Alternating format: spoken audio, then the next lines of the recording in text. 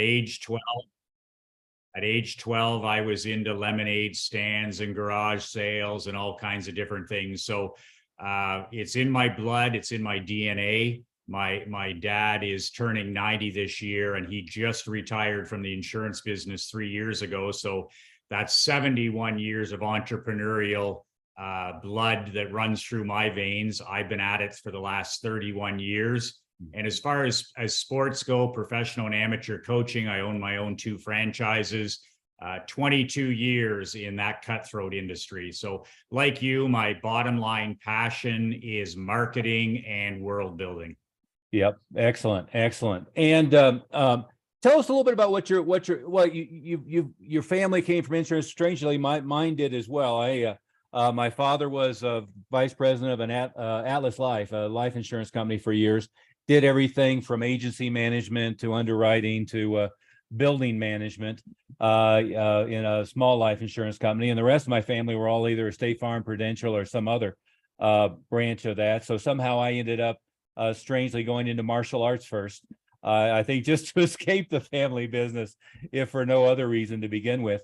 But on the consulting end now, one of the things that I admire and frustrates me about the whole industry, but one thing I admire about your marketing is you're very clear, in your face, direct, no doubt at all about who you're targeting, who you want to work with, why you want to work with them, what you want to accomplish. Tell us about your branding on that and why you're so fearless in that approach. Well, the who is everything, right? You know that better than anybody. Or it's all about the who. So I know exactly who I'm after. I know who my target, my avatar is. I have it on a index recipe card. I wake up every day and serve that. That's the particular person, which is a 45 plus male, married with children, conservative, God-fearing, capitalist, drives an SUV, cheers for the Dallas Cowboys, likes Bill Belichick, all this kind of stuff. That's who I've been called to serve. I look at this now that I've been in multiple businesses. I've been called to serve 1 million elite men, and I know exactly, Stephen, who that is. And I get up every day. I don't have any gray areas. I like working with the male entrepreneur. I like working with the plus 45-year-old entrepreneur who's already made lots of money. Money is not the issue. They're concerned about their legacy. My guys, Stephen, they're terrified of being forgotten. Mm-hmm. They want to live a life of significance. They're not serving enough people. And it's amazing. Like, they join me to make more money. They join me to learn how to do marketing, and they already got that down pat.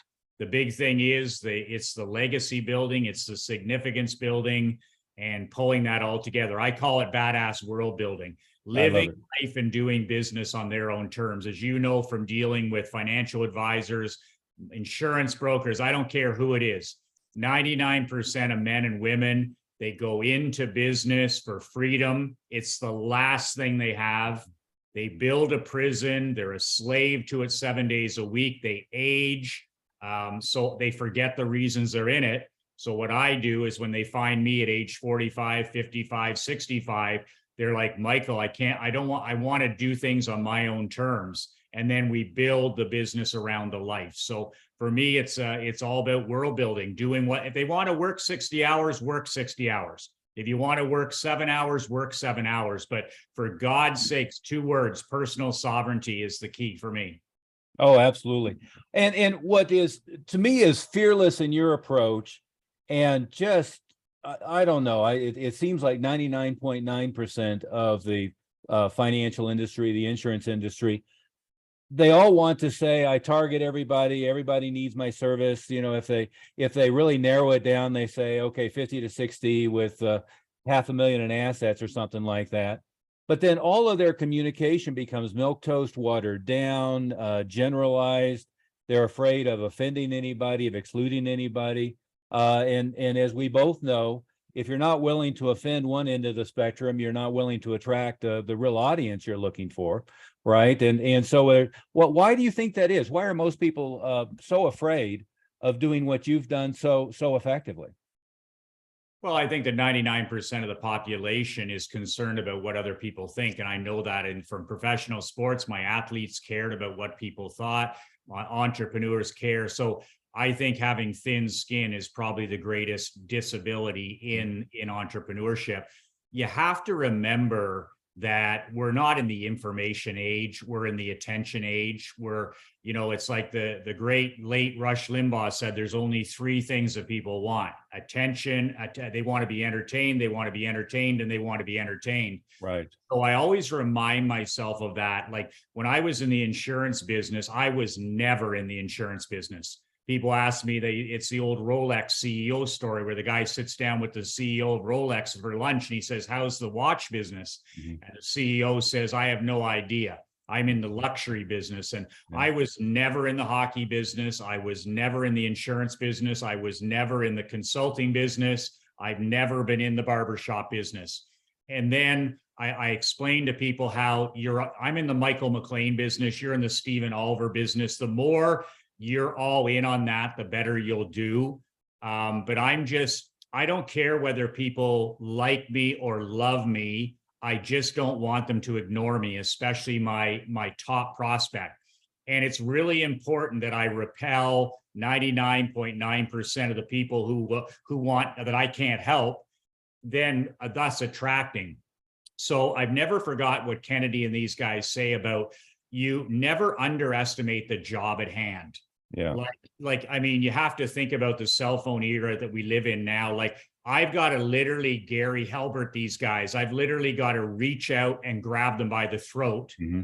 And one of the things that I always remind myself of when I shoot a video, when I do a podcast, when I send a newsletter, when I send an email, I have a thing on my desk here at home that says, "Gun to your head, Michael, gun to your head."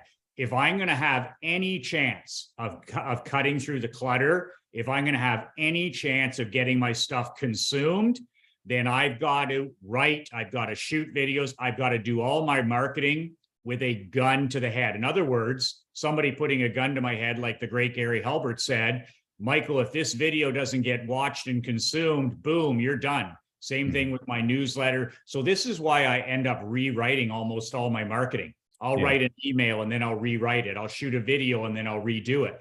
But we are in the attention industry now.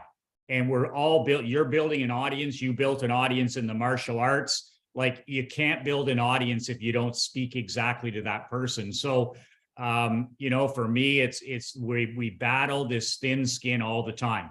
And that's where my brass balls kind of attitude comes in with my guys. Like, everything that we try to do, the guys that do extremely well, they finally decide they don't care about the opinions of people that don't matter.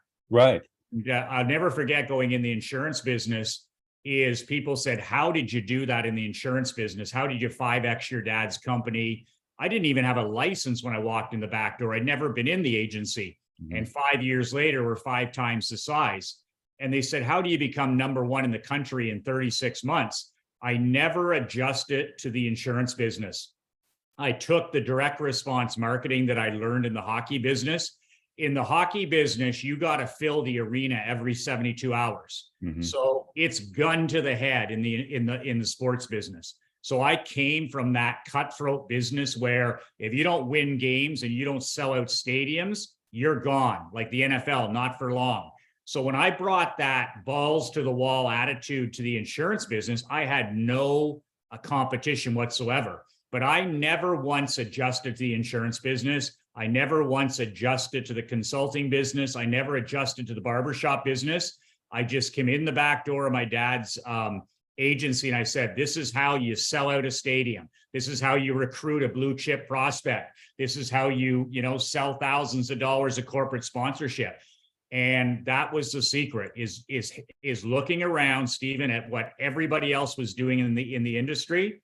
And I did the exact opposite. And that's where the badass moniker comes from. What does badass mean? It means I look around at what everybody's doing in every area of their life, and I do the exact opposite.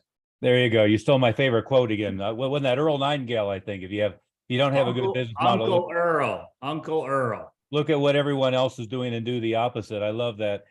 Unfortunately, probably a number of people listening to this aren't going to know who Gary Halbert is, and Halbert was one of the all-time geniuses, may he rest in peace, copywriters of all time. I don't know how much I have learned from Gary, and including his very idiosyncratic and unusual newsletter. I mean, it was extremely valuable. I remember one time opening it up, and the whole newsletter was pictures of his new Costa Rican girlfriend in bikinis, talking about how wonderful it was to go recruit a new girlfriend from Costa Rica. But one of his most famous ads was a personal full-page ad for himself, recruiting a girlfriend. I think he still has the record of the most mailed letter of all time for Halbert's Inc.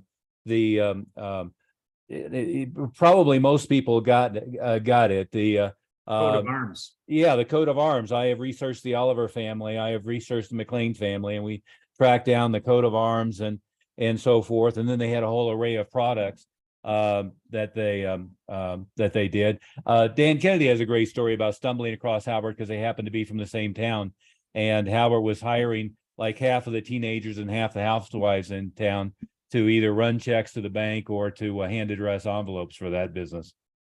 It just shows you Halbert is the king of being in the entertainment business. Like, you bet. His newsletter was the life and times of Gary Halbert. Yeah. I went to the GaryHalbertLetter.com, which is a free domain, and I had my assistant print off everyone. So I have boxes of those, and I read them all last year again. Yeah. But you're right. You'll have a publication that has nothing to do with anything, and you literally can't wait to read the next one. Oh yeah. It's part soap opera, life and times. My good friend Doberman Dan lived with Gary Halbert in Costa Rica, so the stories are true. But the thing about Halbert is when he would sit down to write, if you could get him to sit down to write, one of the greatest copywriters of all time. And he always had that gun to the head mentality, and he just did everything the exact opposite of everybody else. But he was, Stephen, in the personality business. You bet. You bet. And it's an interesting parallel between my background. I went to Georgetown University thinking I was going to go on to a Harvard MBA and end up in Wall Street, and instead interrupted the flow and moved to Denver and opened 6 martial arts schools in 30 months when I was 23, 25 years old, and enrolled 3,500 students in 30 months, which I don't think anybody had ever done that. But pretty much everything that got that off the ground was that Nightingale principle. And I'm not sure I had heard the quote by that point, but I had lived in the Library of Congress studying direct response marketing in Washington, D.C. while I was still there, figuring out everything I could, and launched direct mail campaigns back in the early 80s to do that, and every other thing else that I could do. And what I then found, which you're finding coming from hockey, is that all the same principles apply. And until you break people in any niche out of the mode of just looking around at what everybody else is doing, they never have any particular great breakthroughs. They just end up, the definition of mediocrity is looking at what everybody else is doing and just copying what they're doing. It's amazing because people ask me, I have a young daughter who's 10 years old, and people ask me all the time, they said, what's it like being a father in 2023? And they're expecting you to be, negative about it. And I said, what do you mean? This is the greatest year in history to ever be alive. I mean, you, me, we're awash in abundance, opportunity, wealth like never before. There's never, ever been a greater time to be an entrepreneur. There's never been a better time to be a husband. There's never been a better time to be a father, the whole deal. So I'll give you an example of how there's no doors with direct response. So the marketing I used in the insurance business made me number one in the barbershop business, made me number one in the hockey business, made me number one in the window washing business. So we move our family to Naples, Florida last year and buy a house. So we go this year after Christmas, and my daughter's 10 years old, and she comes to me the second day. We live in a gated community in Naples in the winter. We live in Canada in the summer. And she comes up to me, I'm sitting at the pool, I think I'm reading your book. And she says to me on a Sunday afternoon, she goes, we're only there 3 days. She goes, Daddy, I'd like to start my next venture. And I said, okay. I mean, she's an entrepreneurial kid. Always, she has the dreamer's disease, right? Yep. So I get up out of my chair. I put your book down. I said, what do you want to do? And it's amazing. She says, well, I want to start a dog walking company. I said, okay, there seems to be lots of dogs in this community. People have lots of bucks. How? I said, how? Okay, who is it? Who? She says, well, she knows who the who is. She sees all these people walking dogs first thing and whatever. I said, what are you going to sell, sweetie? She goes, I'm going to sell time and convenience. She's 10 years old, time and convenience. She said, if I do the fly, I said, how are you going to reach these people? She goes, I'm going to come out and I'm going to do door-to-door flyers. And I said, okay. She said, will you do the paper? I said, yes. I said, you have to design the flyer. I said, if you do it in crayon, will that be better than if you type it? She said, I think it will be. So she goes into her room 20 minutes later, talking to guys here who takes them 20 years to do something. 20 minutes later, a 10-year-old comes out with a two-sided flyer because paper is expensive, ink is cheap. She comes out with both sides. She has a headline on both sides, and she has a drawing, and she has her mom's cell phone number to call and text, whatever. So I'm like, wow, okay, you've got it. You've got everything on this thing. It's going to get delivered to these doors. So she said, will you print off 25 of these? So I go in my office, I print off 25 of them. So Stephen, we walk out the front door with our dog on a Sunday late afternoon, and I don't do anything. I make her do all the toe-to-toe, belly-to-belly. I make her do the selling. That's what I want to give her. And we literally go to 25 homes, and she walks up to the door and she puts it right under the mat. So we do this 25 homes, and then we go back. There's 3 techs waiting for my wife, Krista, 3 people. She signs up 2 of them. So she's a smart kid. I said, okay, are you gonna just do 1 walk at $5? Or she said, no, I sell them for 5 walks with 1 free. So she gets, the $25 instead. Mm-hmm. So then she says to me, she goes, can we do this every day after school, 15 flyers a day? I said, absolutely. To make a short story long, when we left there 3 weeks ago, she made hundreds and hundreds of cash dollars by this little dog walking thing that she did a couple of days a week in that community using direct response. Mm-hmm. She had the upsell, she did door to door. And as a father, I make sure that she handles all of the sales part. But it just shows you that there's no limits. There's no my business is different. And she had a lemonade stand the week before we left. I said, listen, we're not going to live in this great country of America, in this great state of Florida, in this great city of Naples without giving back. So she goes, I'm going to do a lemonade stand. Direct mail again. She takes all of these flyers, 100 flyers, and she delivers them to every home in our neighborhood. Emery's lemonade stand. But here's the thing. She takes a page out of Grant Cardone's Give the Lemonade Away for Free. You can make a donation. So instead of a cup of lemonade being $2, it's free lemonade this Friday. So where does she set up her stand? At the main gate. Does she ask for permission? No, because you're not allowed to do that stuff. She sets up her thing at the front gate. And I said, listen, we get emails from the association. What do you think? Do you think that they would send an email around? She walks up to the clubhouse and she befriends the person who does all that. And they send an email out to every resident. They put a thing on the Facebook page. She made $5,700 in 2 hours with her lemonade stand. Then she writes a letter to Alfie Oakes, who owns the famous grocery store supermarket, Food to Table in Naples, asking if he'll donate. He got back to her 2 days ago and donated all the stuff we had already done.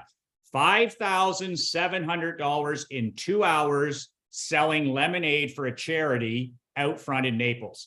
You tell me we're not in the greatest time in history to be alive. A 10-year, like I said to my guys, I said, my kid just kicked your ass 6 ways to Sunday. I got guys who are waiting for a year to do a thank you card. I got guys that are waiting 5 years to send an email. When I counted it all up, and I did a webinar on this, there's 19 things my 10-year-old did to make that a success. 19 things, from email to Facebook to videos to old school shoe leather. And then after it, she follows up. She raised, actually at the door, she raised about $3,000. She raised $2,000 after.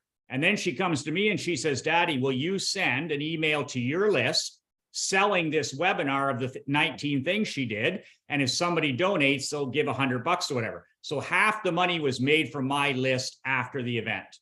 But that's the dreamer's disease right there. Like there's never been a better time to be an entrepreneur than right now.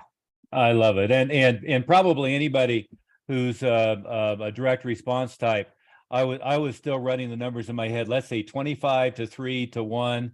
So 25 flyers on doors, three contacts, 1 immediate sale, 2 in pending sales, and then the repetition from there. And I got to tell you, getting the average 50-year-old financial advisor to just understand the 25 to 3 to 1 sometimes feels like beating your head against a brick wall. Kids are great, and you're right about the opportunity. I remember my son, and he must have been 4 or 5, and he wanted to be a YouTuber. So he's making videos in one thing or another, and I'm just kind of humoring him along the way.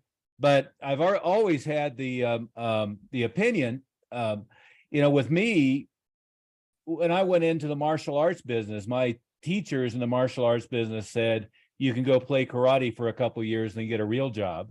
And of course, I was immediately within about 18 months grossing more and netting more than all the people who said that. But my son wanted to be a YouTuber, and he really hadn't gotten my attention other than playing along with it. And then one day he shows up with an article from Forbes magazine and read me the top 20 YouTubers by income level. I'm still about half asleep going, oh, okay, this is a real business. I got you. And it's as a tangent, my daughter did Girl Scouts, my son did Boy Scouts, and I got to tell you, the Girl Scouts kick ass. The Boy Scouts are wimps. The Girl Scouts, when it comes to Girl Scout cookies, they make them sell. They give them scripts. They teach them how to talk to people. And then the Boy Scouts, it's all the moms who go sell popcorn to raise money. It's like, wait a minute, the number one skill set they should be learning here is how to talk to people and how to sell. And you're taking it away from them by doing it for them. But in that case, a shout out to the Girl Scouts. They teach those girls how to be entrepreneurial and how to go sell and how to contact people. But I couldn't agree more. There's so much opportunity, and compared to when I started my business 40 years ago this year, and I think back, I mean, we had to buy $10,000 Comcast or Merlin phone systems to be able to have 3 incoming lines. And I did big movie promotions with the first Karate Kid movie, and I literally had to go down with an X-Acto knife and cut stuff out and go to a poster shop and had them silkscreen posters to be able to put posters up in the movie theaters. You go back to what it was like to run a business 40 years ago versus now, you and I can accomplish more in 5 minutes than I could have gotten done in a lot of this stuff in a week back then, no matter how hard you were working. It's amazing because what we talked about earlier, I couldn't agree more, is thin skin. Yeah. So one of the things as a father, or even my guys are grandfathers, is when I'm out there delivering these flyers for my daughter, I make her do everything. I don't lift a finger, right? I'm her grunt. Right. And I make her go up there. I make her get the no. And when we're out there, Stephen, what are we talking about? I'm telling her stories about people like Sarah Buckley. And she's like, who's Sarah Buckley? And I'm like, well, she's the billionaire Spanx owner. And I talk about Sarah. I heard her speak at Russell Brunson's event, and she talked about how she sold fax machines and photocopy machines door to door. And people used to take her business card and they would rip it and they would put it and they throw it in her face. Not everybody, but somebody, right? And she talked about how there's not one single high achieving performer who doesn't have a history of toe-to-toe sales. There's no exceptions. I don't know anybody either. Like, you have a background in that. I have a background in that. Nick Saban has a background in that. Every great coach, Bobby Knight everybody who's anybody has a background in sales. So I tell her the Sarah Buckley story when we're walking around, because I said to her, sweetie, a home run with this flyer, a home run is 5%. I said, if you're really good, 4%. I said, if you're, average to whatever, 3%. So she has this in her mind at age 10, that failure is winning. She has this mentality where the only losing is if you don't try. if you don't create the flyer or the postcard and you don't deliver it.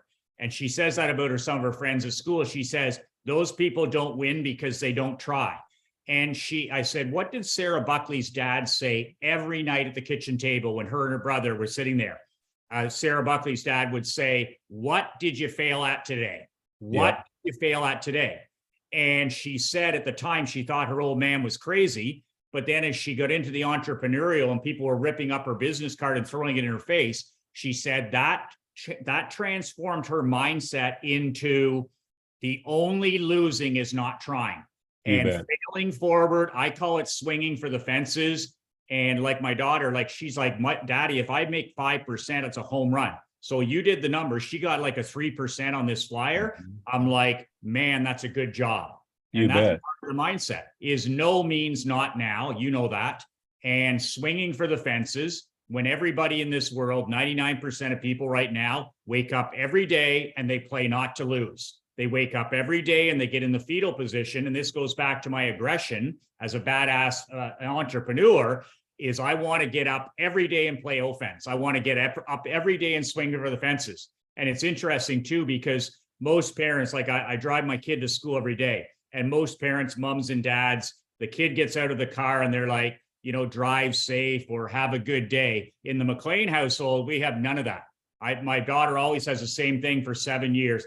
The last thing I say to her when I drop her off at the schoolyard, play to win, play offense, play to win. And it's just a mindset, but that's what that's what we need to build in our younger generation is there's unlimited opportunity and playing offense, and what other people think is irrelevant. Yeah. And that last part seems to be the hardest to get people to understand, isn't it? That what other people think is irrelevant. I always paraphrase it as the only people whose vote counts are the ones that are going to give you money, right? So I don't care what people who aren't going to buy from me think. I only care about what people who are going to buy from me, and maybe even narrow it down. People that I want to buy from me, not just the ones who might be willing to spend money, because that's even a smaller subset. But I'll never understand there's such a reluctance to first build that avatar, go all the way back to the beginning, build that avatar client. So you have, as you said on your note card, this is exactly who I'm talking to. And so I'm going to use exactly the language that person will understand. I'm going to use the language that person will be attracted to. I'm going to use the language and the examples and so forth that person will be attracted to. And then there's just such a reluctance to be anything. And again, I've never seen anything as bad as the financial advisors, maybe lawyers, CPAs, and financial advisors, anybody in the insurance business. I guess I could overgeneralize to that. But they all want to look the same. They want to be the same. They want to not differentiate themselves by anything, and they want to lead with product rather than lead with positioning themselves. How do you? I guess there's no good explanation for that other than fear and thought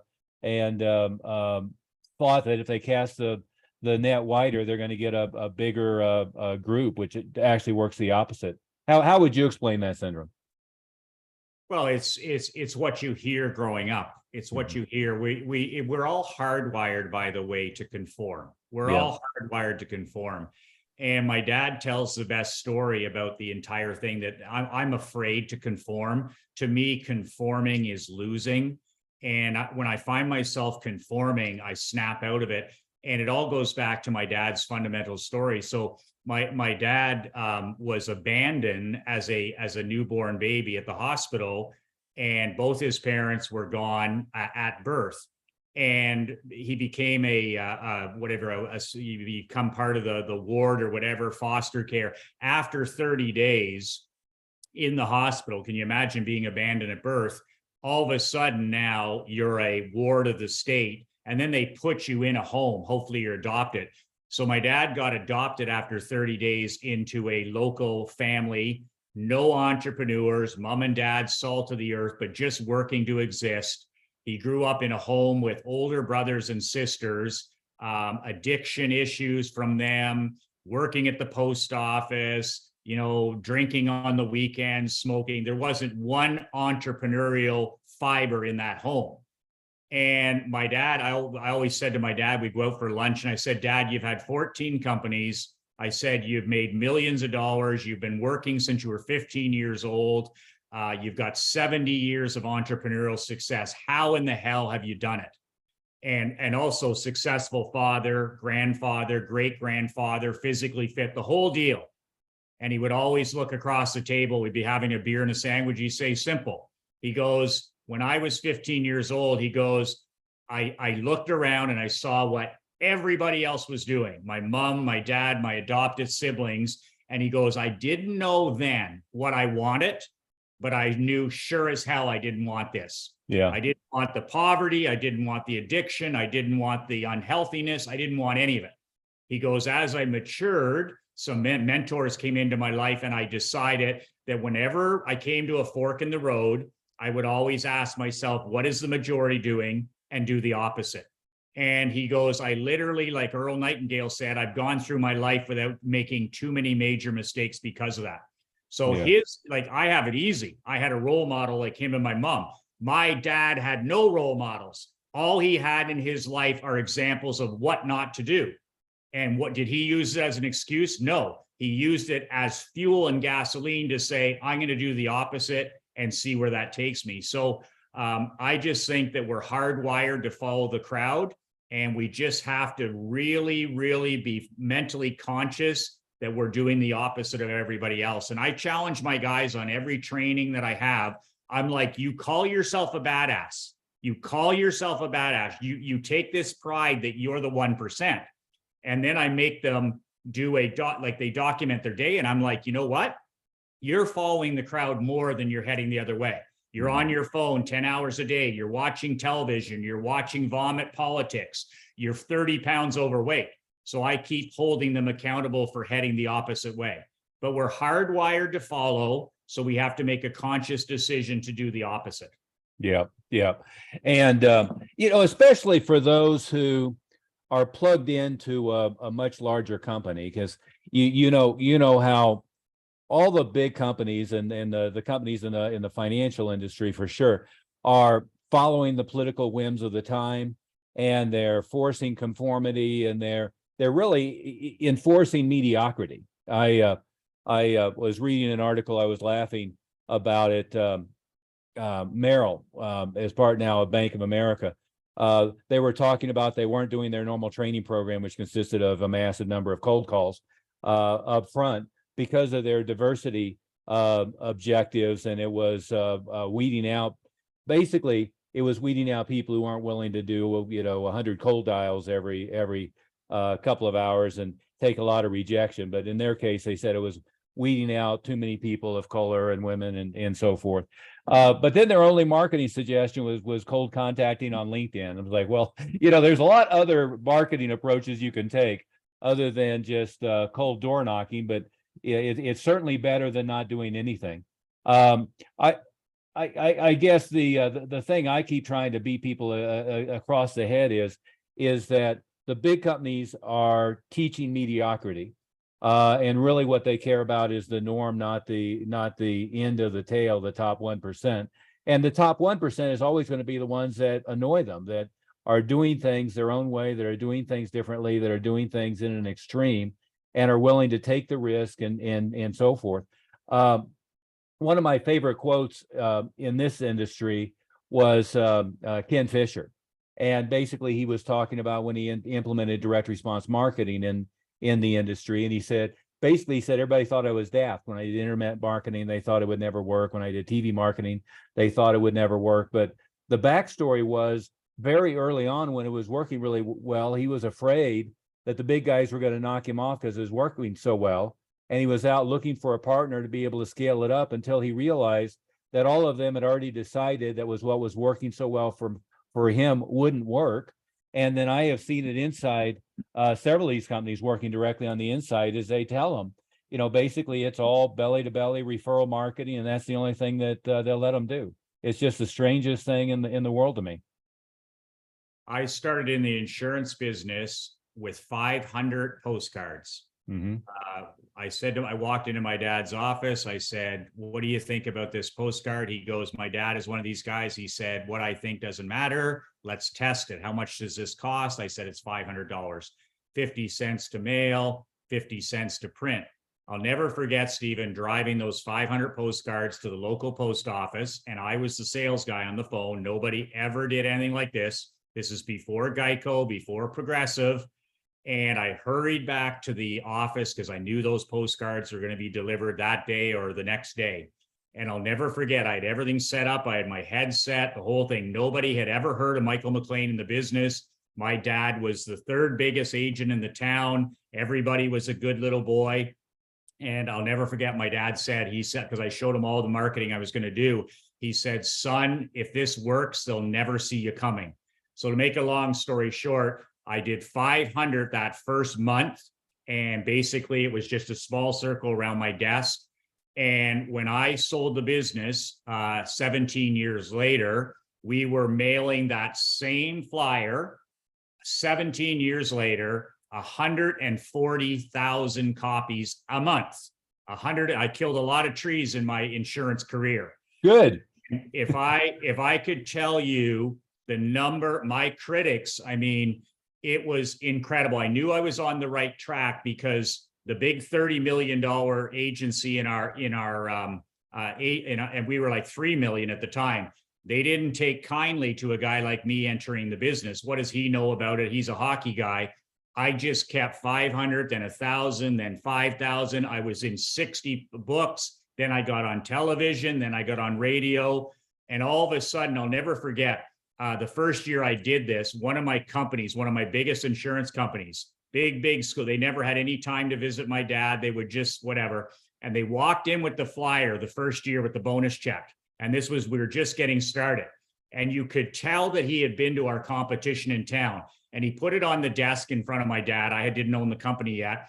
And he said, you know, what is this? He says, this is very unprofessional. It was my auto flyer with me on the front, save 35%.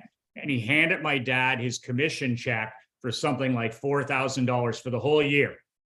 And he walked out. And I said to my dad, I said, you know, that was humiliating. My dad had been in the business for 45 years at that time. 1 year later, I own the company. This guy, I get a phone call. He says, oh, I want to take you to lunch, Michael. And I'm like, really? You never took me to lunch in your life. All of a sudden, he says, I want to deliver the check. I said, well, there's no need for you to deliver the bonus check. Just let me know what it is. He says, well, it's 6 figures, so I have to deliver it. 1 year later. Mm-hmm. So he comes in and he delivers the check. And I said, and it went from 4,000 to 180,000 of whatever. And I gave the check to my dad as part of the payment of the business. But I'll never, ever forget that. We went from you're embarrassing the industry to we don't agree with you doing this to, oh my God, this is amazing. That guy I never let him darken the door again. I never went to a golf tournament. I never did anything. All I did was sell insurance. And just remember that my dad said there, just always remember that.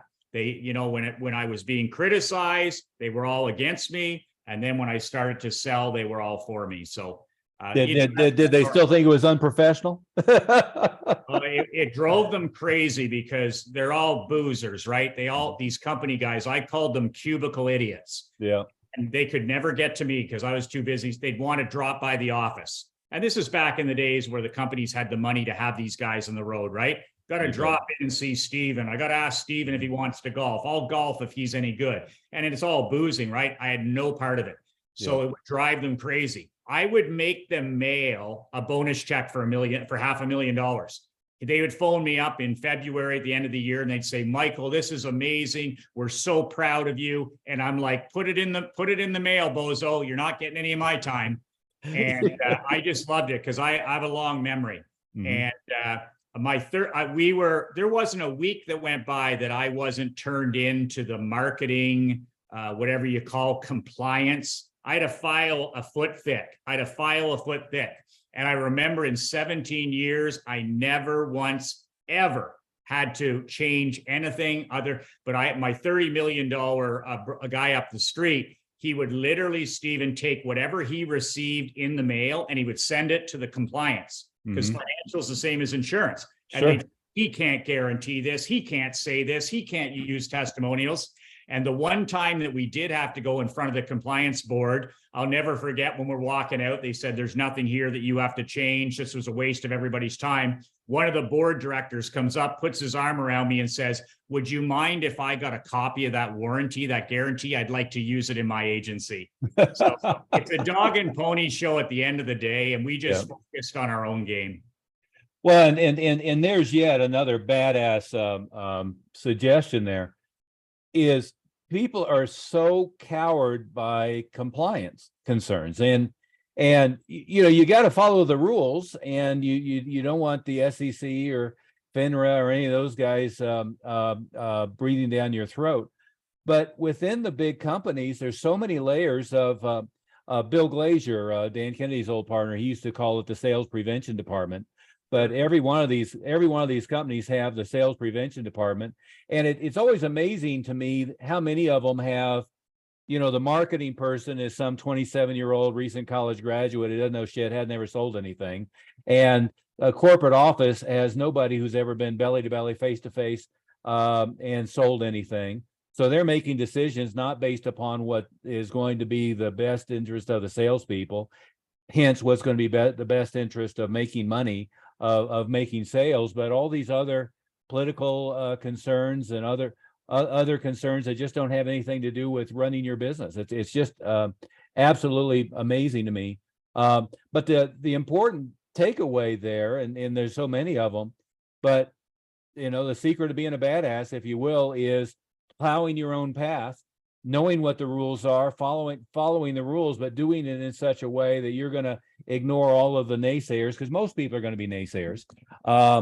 You know, if you're going to be in the top 1%, you got 99% who aren't willing to do what you're willing to do. Well, I walked into my dad's office my first year, when you talk about thick skin and thin skin, and my dad, I walked into him, we were doing an email every week, and I got some lady who responded, don't email me or whatever. And I was wet behind the ears, first year in the business. And I walk into my dad's office, he's got the head down, he's working, and he says, you know, what do you want? And I'm like, well, I printed it off, the email, and I just starting to build an email list, and I'd sent some email and this, and I said, well, look at this response we got from this lady. And my dad looks up from his glasses, I'll never forget it, didn't even put his pen down. He said, is she a buyer? And I said, pardon? And he goes, does she give us money? And I said, I don't think so. I don't even think she's a client. He goes, then why are we having this conversation? And then I'm about to turn and walk out of the office. He goes, the sooner you get out of high school, Michael, your mentality, he says, this better we'll off be here. He says, the only people we give a shit about are the people that bring us money, refer us, and are the people that we want to attract. So that's the last time I ever walked in my dad's office with a complaint from somebody who would never buy from us and never, ever, ever give us money. And we had a guy, for your guys, Stephen, I had a guy that we always outsource life insurance and financial planning, right? We did the whole thing, but we didn't have an in-house guy. So there was a family friend who did what your guys do, right? Mm-hmm. And, you know, he was an ordinary financial guy, right? Always, you know, stay in the company cubicle. So I went to him one time and I said, Bob, I said, listen, I said, we're kicking ass in all these other areas, home insurance, car insurance. What if I do a marketing piece for you and put it in my newsletter? 9,000 newsletters a month mailed, right? He says, long as I don't get in trouble, Michael, long as I don't get in trouble. I said, okay, Bob, don't worry. I'll be the first guy through the door. I'll take the bullet for you. So to make a long story short, it didn't take me long to figure out what I wanted to mail. So I did an Ann Landers letter, where the letter was about somebody that didn't buy life insurance for $4 a month.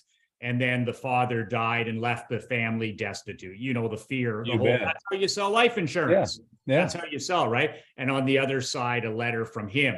Well, Stephen, I put this in the newsletter and we mailed out 9,000. And I'll never forget, a couple of days later, he goes, that didn't, and I got him to pay for the printing, right? And he goes, well, that didn't work, but I'm just as glad because, you know, I didn't want to get in trouble. Well, day number 3, 66 referrals by the phone for him. And this is a guy who's used to getting 1 referral a month, right? He phones me up. He goes, Michael, he goes, holy. He said, I got 67 people to return this call for. I said, well, Bob, you better get to work if you want to retire early.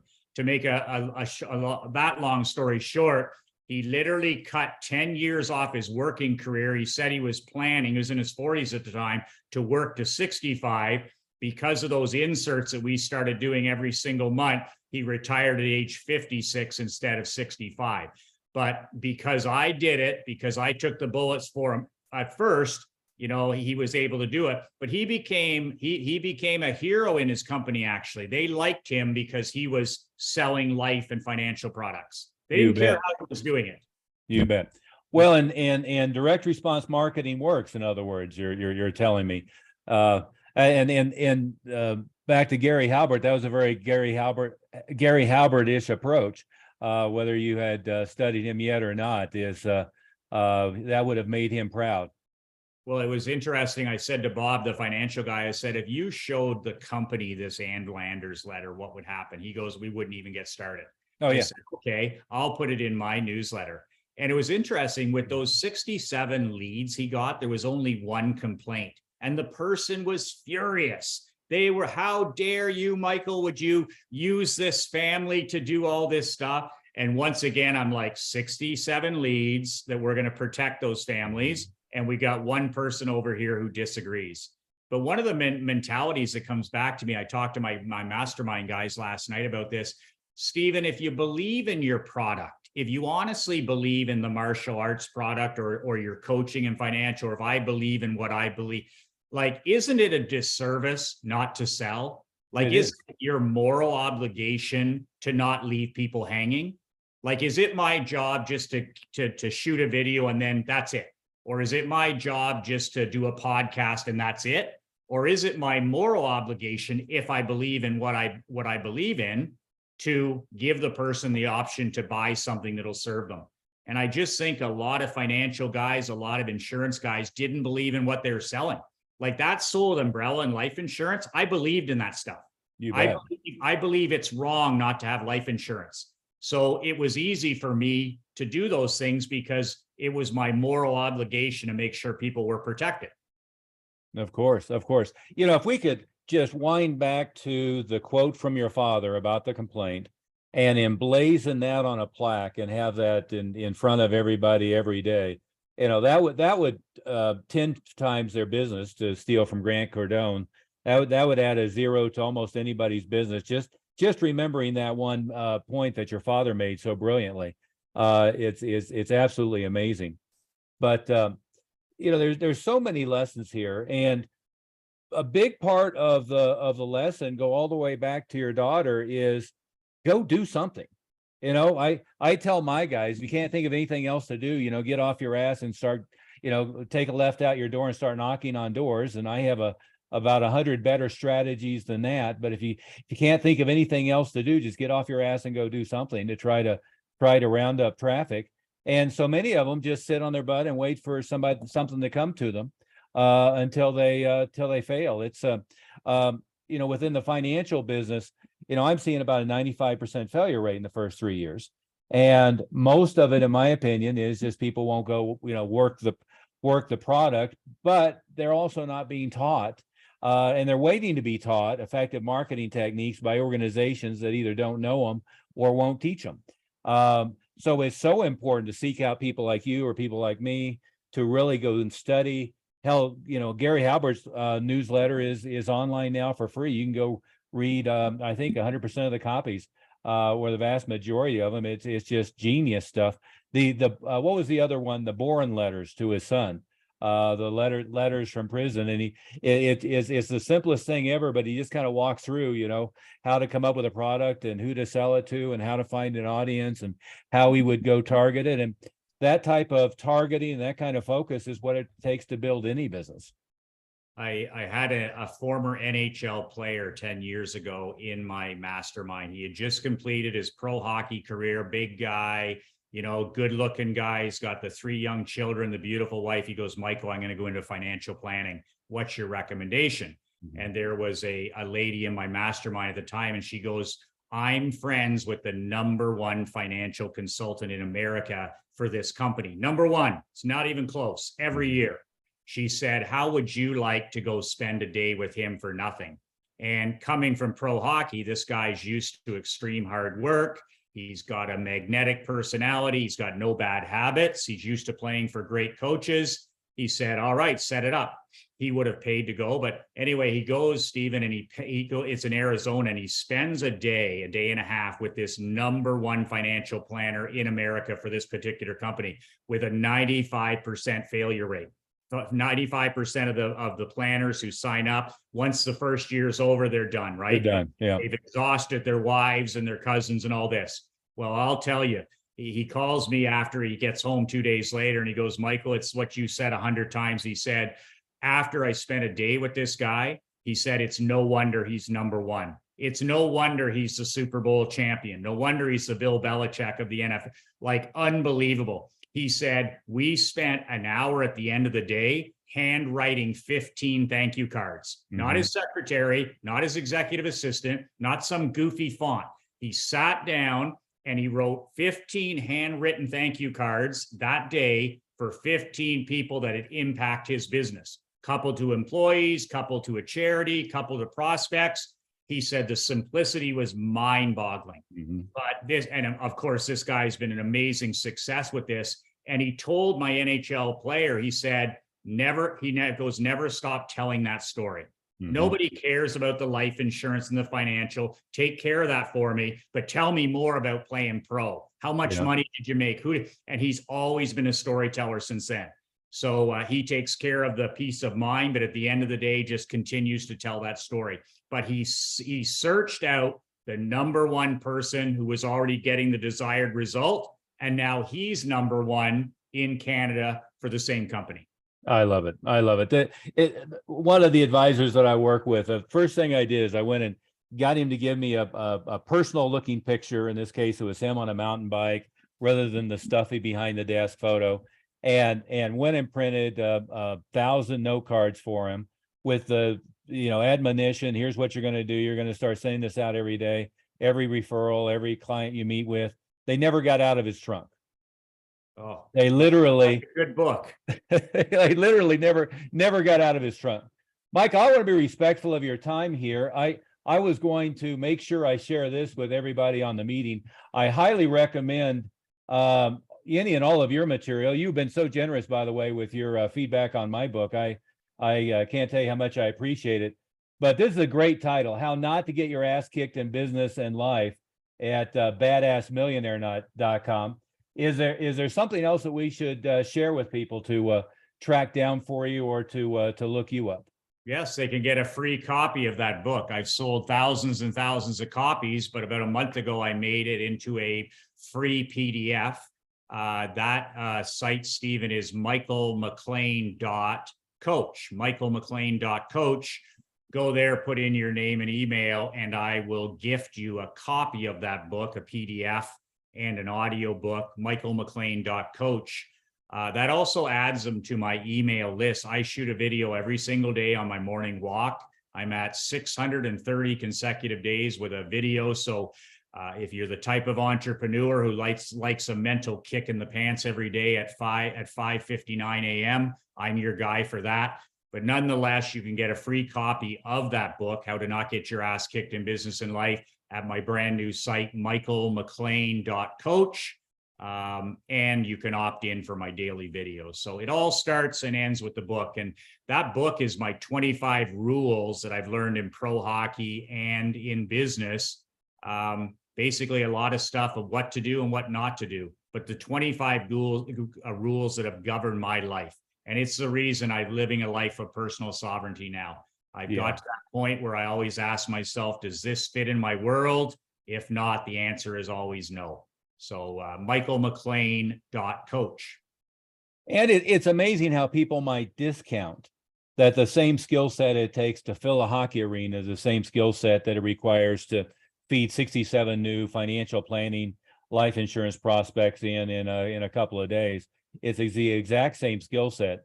And it's the willingness to get out there, to get to figure out your avatar client, to communicate in such a way that they're going to be highly receptive, and everybody else who is not your target client is not going to be receptive to the message, and getting that message to the right people.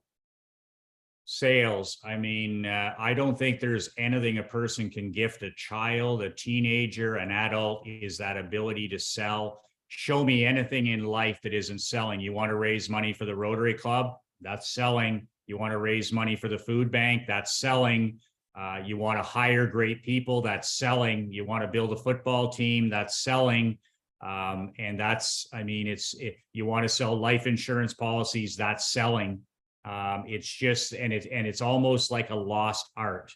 So you don't have to be perfect at it. You just have to, like you said, know the who, and then have your ways of going about it. And I've really noticed in the last few years, we've gone away from a lot of online, and we've gone back to a lot of paper and ink offline. And I just find this is something for your people to test, but offline now is better than ever in my life.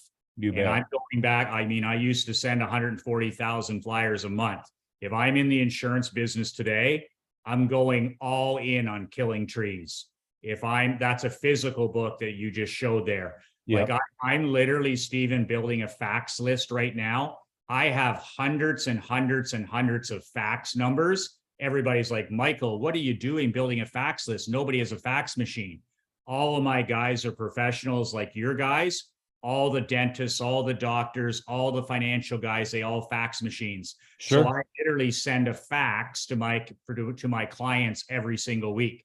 And it's just amazing. I do a physical newsletter. I do a physical book. So I think that it's been better than ever now to be in the mailbox because, as you know, nobody's in the mailbox anymore.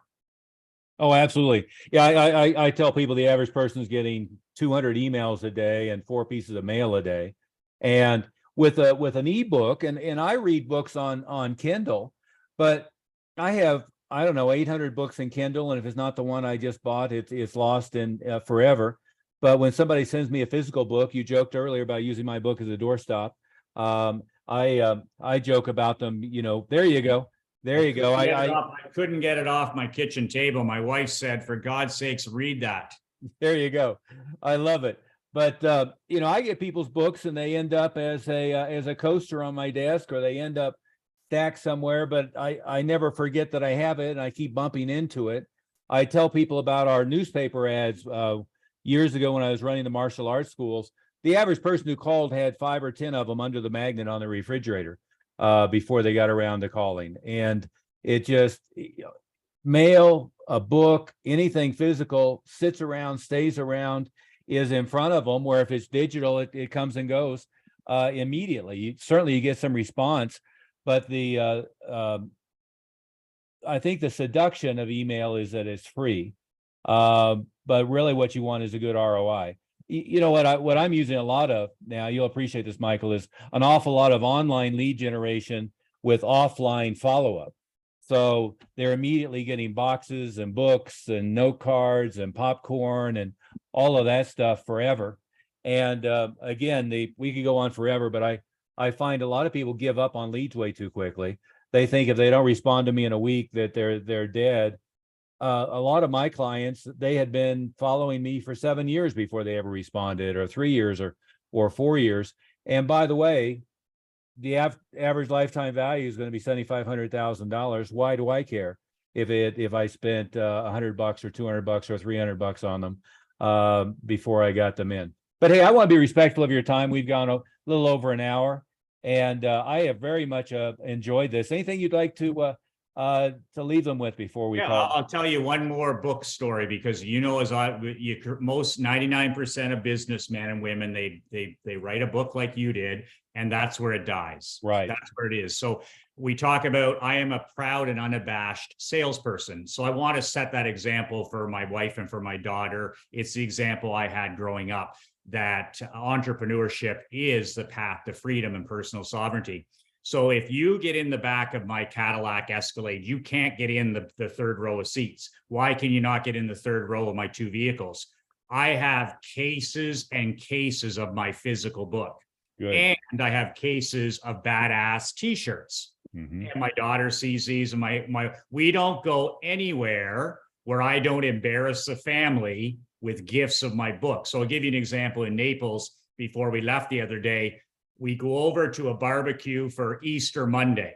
Well, I'm just about to pull. I pull in the driveway. We're about to get out and go to the pool and friends of ours in Florida. And my daughter reaches in the back of the Escalade and she says, "How many, Daddy?" And I said, "Oh, let me do the math in my head. We'll probably have 15 people here. Give me 15 books and 15 medium t-shirts." And she gets them out and she hands them to me. And my wife's rolling her eyes. And it's about being omnipresent, right? It's about showing up like nobody else, whether it's a FedEx package. You showed up like nobody else in my mailbox with this book and a letter and all that stuff. So we walk into the back and we show up. I said to the people, I said, "How many people?" They said 14. My daughter goes around and she hands 14 black badass Be Relentless t-shirts to these people. If they don't fit, he'll change them. And then I go around and I get everybody's name over the next 2 hours and I leave them with a physical book, my business card, the Thud Factor, right? Boom. So it's interesting because I always give this stuff with no obligation. I don't care if I ever hear again. Sure. 3 of the people in there that I never knew from before are now part of my newsletter program. But this is what my daughter sees me doing constantly. Like I go to Dunkin' Donuts every day for my coffee at 7 a.m. So it's the last day and we're just about to leave. And my daughter's with me. She goes, "How many shirts?" Because the girls in Dunkin' Donuts, they treat me like gold. So I said, "Oh, the 3 girls are working this morning." And my daughter gets out 3 shirts, 3 books, and 3 $100 bills. And we walk in there to the girls that have taken care of us for the last 6 months. Book, t-shirt, $100 tip. And we walk out. I go, "I'll see you in 6 months." And that's just kind of the generosity and the giving with no thought of return that I want my daughter to see. But that's how you never turn it off as a salesperson. You bet. And that's how you sell books. That's how you use books. Oh, yeah. Well, and you couldn't be more right. I've talked to a ton of advisors who have created a book and they just are sitting on their shelf. They haven't done anything at all. And then they're afraid to print it. They want to send people a PDF and think that that's the end all and be all. But we could go on for hours, but this has been great. I hope we will do this again sometime, for yours or mine or both, or either way. I have really enjoyed it. It's great to talk to somebody who thinks in a very similar way that I do. And I'll have to keep working on stealing that badass moniker from you. I will send you a t-shirt. I think you look like a large. Yep, a large is perfect. I need a badass t-shirt, that's for sure. Well, it's something to wear every day. Thank you, Michael. But and by the way, 15-3 wasn't a bad ratio there. You got 15 suspects, three came back on that. 1 ends up a high-level client. That's worth it all day long times 10.